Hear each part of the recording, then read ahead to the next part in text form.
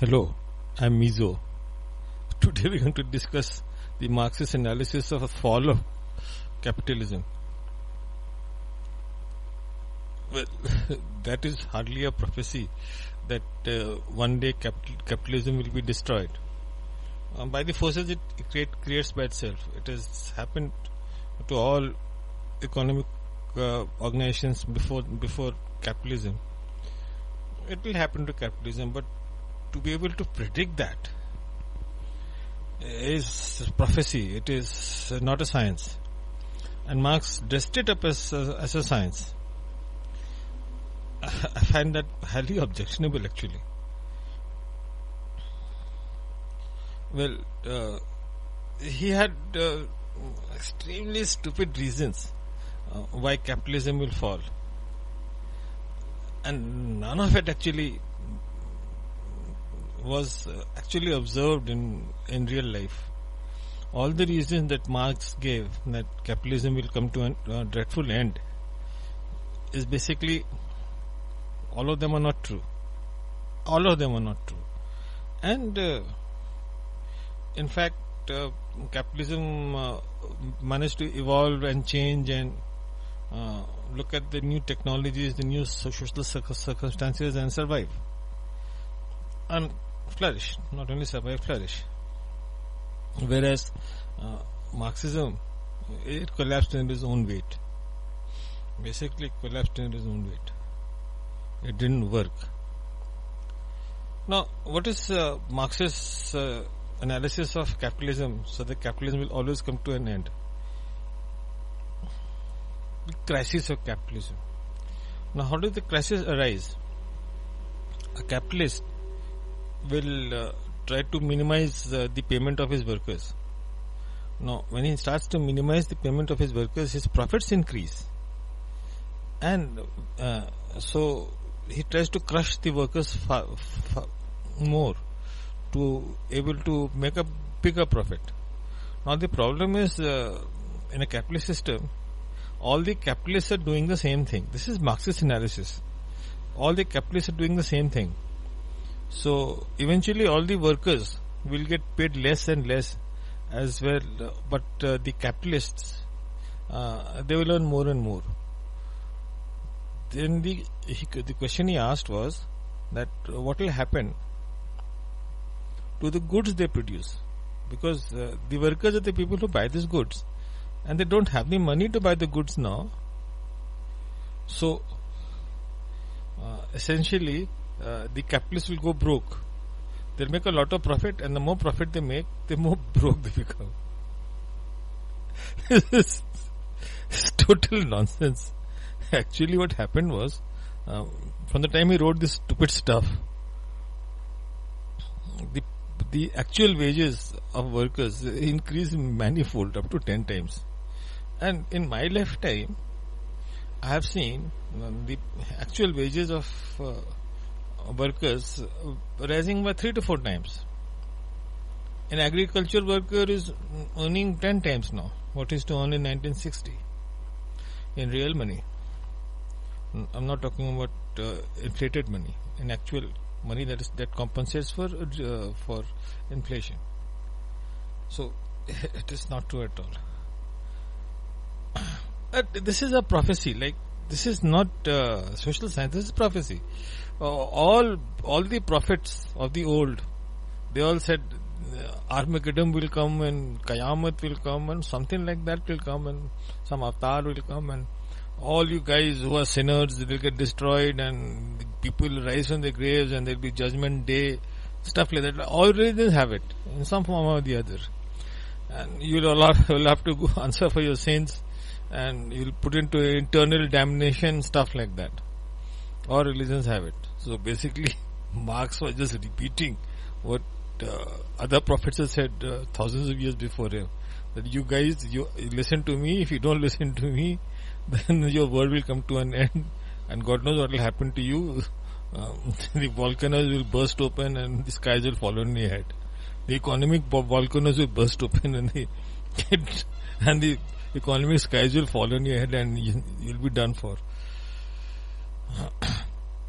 And From the time he wrote, every 5-10 years there is a big hullabaloo and there is some big crash somewhere, and look, this is the end of the economy and this is the end of the capitalist system, and the capitalist system bounces back from that again. There is a Great Depression, and the capitalist system bounced back. It took about 20 years. It was one of the horrendous crashes of economic organization. And actually it was made worse by government intervention. The modern studies of the Great Depression attribute all this problems with the Great Depression due to government intervention internationally, not only US government, all over the world. But the capitalist economy actually improved on that, and basically it became better because of the Great Depression. And all systems, they go through these crises, and how do you adapt to the crisis is more important than anything else. This other thing that Marx had, that as things become more and more complicated, the amount of capital that's required increases. So basically, in the first when the first capitalism comes, small amount of capital gives you a huge amount of profit. But to gain the same profit, you have to invest larger and larger amounts, and you get lesser and lesser of profit. What's wrong with that anyway? I can't understand. I mean, modern capitalism, they work on very small margins. They have to work on very small margins, sometimes a negative margin. So they got to innovate to bring the margin up. Only nascent industries, they give good margins, otherwise it's 2, 5, 10%, something like that. You work on very slim margins. Now, there's nothing wrong with that. That's how you get your stuff at extremely low rates. But see how the capitalist system evolved. Initially, this was sell the shares. So there used to be guys sitting behind the window, accepting money from people and selling them the shares physically. You have to line up outside the window and and put in your money. You were required of shares, and they would sell you the shares of the company. In India, we had a famous example of Tata Steel. That once the window opened, it remained open for about 10 days, and all the shares were sold out. People stood in queues for 24 hours to buy the shares. And the shares are extremely valuable now. Prices are going down, but those guys who originally bought the shares, they made a lot of profit out of it. So then after that, you have the shares that are still available in physical form, but they are sent over the post. Now the shares are absolutely in dematerialized form. They call it demat, and all the transactions are virtual. So there is no physical share. You don't even get to see the window at all. You apply over the internet, or you buy over the internet, and you sell over the internet. You don't and just entry in some computer somewhere. What I'm trying to say is that previously a company used to be owned by 1,000 people, 10,000 people, 1 million people. Now it's 10 million people. Some companies may have even more than that. So the requirement of capital was spread in the population now. So that theory also goes out of the window. And some of my Marxist friends will point out that there is a stagnation of wages in, say, the United States, stuff like that. Well, that's true. There is stagnation of wages in the United States, and there are reasons for that. But the United States is consuming stuff that they don't manufacture themselves. They manufacture it abroad. There, like in places like in China, India, Bangladesh, there the wages are increasing, doubling, tripling, quadrupling. So the wages are increasing, but they are increasing outside US, and that is because US is consuming stuff that they don't produce. So that effect has gone. The effect of increase of wages has gone to places where they are producing goods, and that is fair enough. That is how the capitalist system works. There is a hidden reason also why wages stagnant in US. That is because of immigration. So they are importing extremely poor paupers virtually into US, and they are taking up jobs at very low rates, sometimes below market rates, and they are the people who are actually responsible for the stagnation of wages.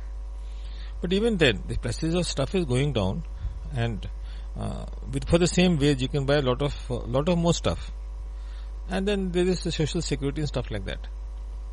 So actually, it is a good deal being a U.S. citizen, even with stagnant wages. It is not like that. So these two main predictions of Karl Marx, that the wages will decrease and capitalism will come to an end, and the amount of investment will increase and capitalism come to an end, didn't happen. And you can't predict these things. And on top of that, he had that stupidity to say that the capitalism will end, and after the end, the world will look something like this. His version of the world. That is absolutely stupid. How can you say that? I mean, if you were living in the Stone Age,